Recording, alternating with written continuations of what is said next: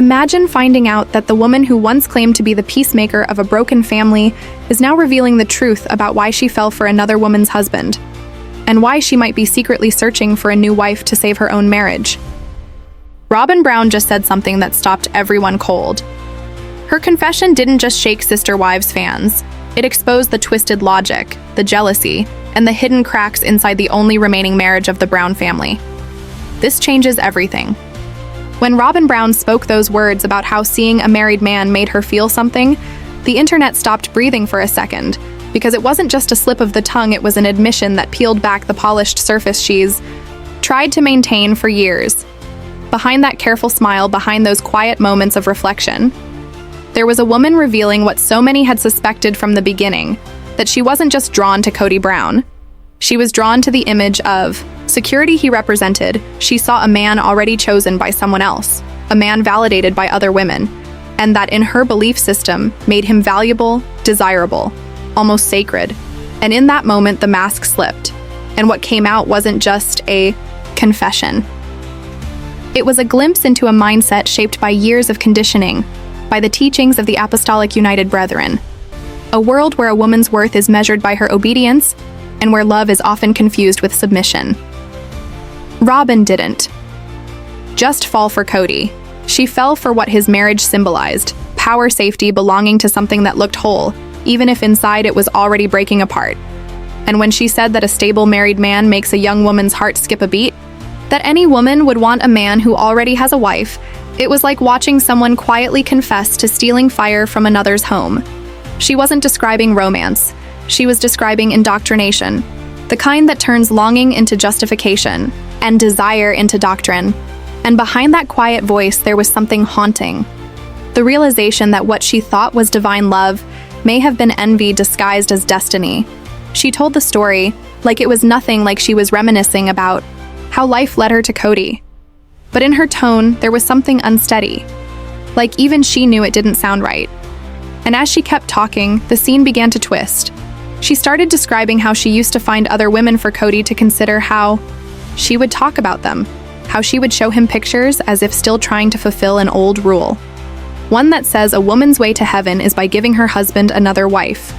The so-called Law of Sarah, it sounded ancient, unsettling, and deeply sad, because in that single belief, a woman is told that to prove her faith, she must replace herself. She must hand another woman over to her husband and stand by while he falls in love again. That's not love, that's sacrifice, and Robyn was speaking like someone caught between her faith and her reality, still trying to make sense of it all.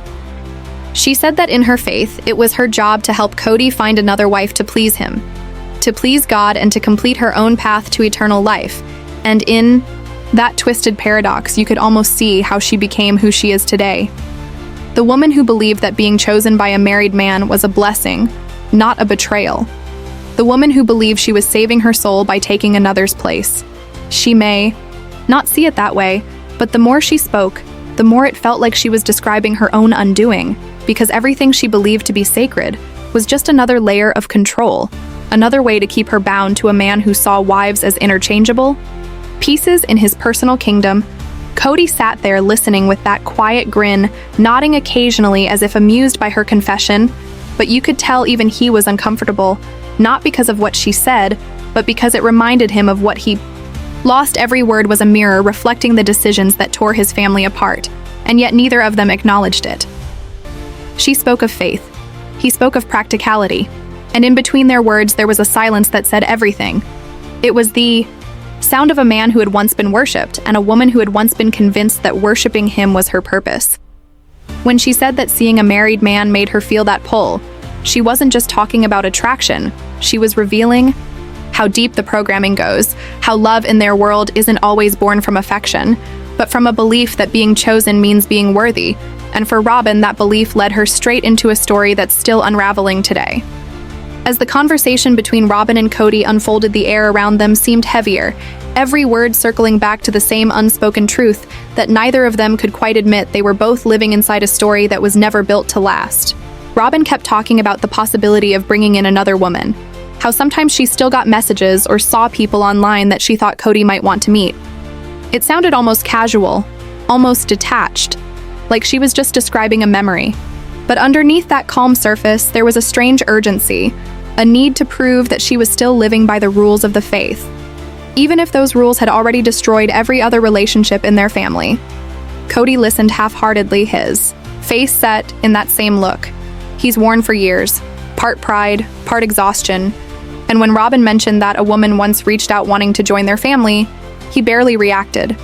It was like watching two people discuss a fantasy they both knew would never happen, but couldn't stop pretending might someday, because admitting the truth would mean admitting that the foundation they built everything on had cracked beyond repair. Robyn's words drifted into the teachings of the law of Sarah, the doctrine that told her she must find another woman for her husband and guide her into the family as a sign of faith and obedience. It's a belief that sounds ancient, but in her world, it's as real as breathing. She described it almost wistfully, how each wife before her had done it, how Meri found Janelle, how Janelle found Christine, how Christine found Robyn, and how she herself never completed the circle. It was chilling in a way, because it wasn't just a story about tradition, it was about hierarchy, about a chain of women passing each other down like heirlooms. And in her voice, you could hear the conflict between who she used to be and who she's become. She said that maybe she still needed to fulfill that part of her duty. Maybe that's why she thought about finding someone new, and it hit like a shockwave. Because this wasn't just about polygamy anymore. This was about identity, about how deeply this belief had been woven into her sense of purpose, even as her life unraveled. Robyn spoke about how the church had always told women that their value came from service, that their worth was in their sacrifice, and that once they stopped having children, they were like cows sent to pasture, a horrifying image, but one that's been whispered through generations of women in her faith. And when she spoke those words, you could see how much they haunted her. She wasn't just repeating doctrine, she was reliving it. Because even though she was the last wife, the one Cody chose last, the one who outlasted the rest, she still knew that one day she too could be replaced. That's the secret fear that lives in the heart of every woman in that system. You might be the favorite today, but tomorrow you're forgotten. And that fear is what keeps them silent. It's what kept Robyn compliant for years. Cody, meanwhile, deflected like he always does, turning the conversation back to Christine, blaming her for everything that fell apart. He said she couldn't handle him loving Robyn more, that she was too emotional, too resistant, too difficult.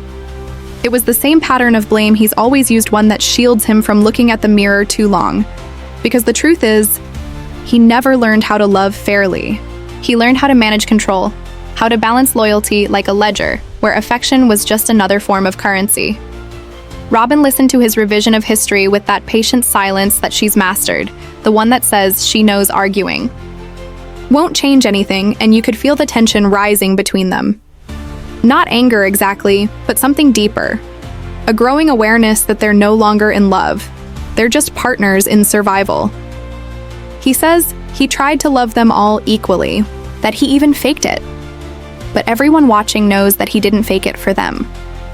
He faked it for himself, to maintain the image of a man in control, the patriarch who could keep everyone in line. Robyn once believed that being chosen meant safety. But now she's realizing that being chosen meant being trapped, because the same man who abandoned 3 women will never be capable of saving the 4th. And as they sit across from each other, their words begin to lose warmth, replaced by resignation. Robyn tries to hold him accountable. She says it would have been beautiful if he could have stood before all the wives and said he loved each one equally, that he would meet all their needs. She says that would have been unity. And for a brief moment, her voice breaks through the facade. She isn't the soft-spoken, loyal wife. She's the woman who finally sees what she's lost. She's talking about unity. But what she's really asking is, why didn't you love me the way I thought you would? Why didn't you love any of us the way you promised? Cody looks back blankly. He says he just didn't have the skill set to manage those relationships, as if being a decent husband requires specialized training. And Robyn realizes in that instant that he's not taking responsibility. He's rewriting history again. She tries to stay calm, but you can see the cracks in her composure. She reminds him that his failures destroyed their dream, and he quietly agrees. Not because he feels guilty, but because he wants to end the conversation, and in that silence that follows, everything becomes clear. They are 2 people who once believed they were chosen for each other. now trapped in the reality of what that choice cost them their families, their faith, their sense of purpose. Robyn isn't the villain in this moment. She's the last believer clinging to a doctrine that failed her, while Cody sits there calling himself a failure, but never meaning it, and the truth between them hangs. Unspoken. Maybe they were never soulmates. Maybe they were just the last two standing in a house built on borrowed love. By the end of that painful conversation, it was clear that Robyn Brown wasn't just reflecting on her marriage. She was mourning the death of a belief system. For years, she had been the face of loyalty, the woman who defended Cody when the others walked away, the one who said she was holding the family together out of faith and love. But now, that faith is cracked, and that love looks more like survival than devotion. What we saw wasn't the confident, tearful woman from earlier seasons. It was someone realizing that she had given her best years to a man who never truly saw her, to a dream that demanded her silence, and to a religion that taught her that sacrifice was the same as purpose. When Robyn said she still thinks about finding another wife, it wasn't about faith. It was about fear. Fear that without the structure of plural marriage, she'll lose the identity she's built around being Cody's spiritual partner. Fear that if she isn't the obedient wife, she's no one. It's tragic because you can see she still believes that serving Cody is somehow part of her destiny, even as that destiny isolates her more every year. It's the cruel paradox of her world. She can only stay valuable by being replaceable. Cody, on the other hand, sits like a man too proud to admit he's lost everything. He talks about unity, leadership, and failed communication, but it all sounds like rehearsed excuses for the wreckage he created. The man who once claimed he could balance love among 4 women can't even maintain peace with one. The power dynamic that once worked for him, where he controlled affection and authority, is now the very thing strangling his happiness.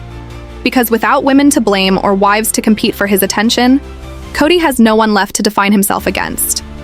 He's just a man sitting across from the only person still willing to believe he's worth saving. The heartbreaking part is that Robyn still loves him. You can see it in the way she softens her tone even when she's hurt, in the way she defends his character even when he admits his failures. But love without respect is just endurance, and endurance without growth is a slow kind of emotional death. She's trapped in the same cycle Christine broke free from, but she doesn't have the courage, or maybe the support, to walk away. Because if she leaves, she doesn't just lose a husband, she loses the narrative that justified every sacrifice she made. And that's what makes this moment so haunting. Robyn isn't the villain anymore. She's the cautionary tale. She's what happens when devotion turns into dependence, when faith becomes fear, and when a woman mistakes loyalty for love. Her confession wasn't a scandal. It was a surrender. A quiet acknowledgement that the life she defended for so long is gone, and the man she built it around isn't coming back to save her. In the end, what remains between Robyn and Cody isn't a marriage. It's a monument to what polygamy cost them both. A hollow partnership built on broken promises and outdated beliefs. The irony is that after all the years of preaching unity, the only thing they share now is loneliness. And as she sits beside the man who was supposed to be her forever, Robyn finally understands the truth that every sister wife before her had to learn the hard way. Some loves are not divine. They're just deeply human mistakes.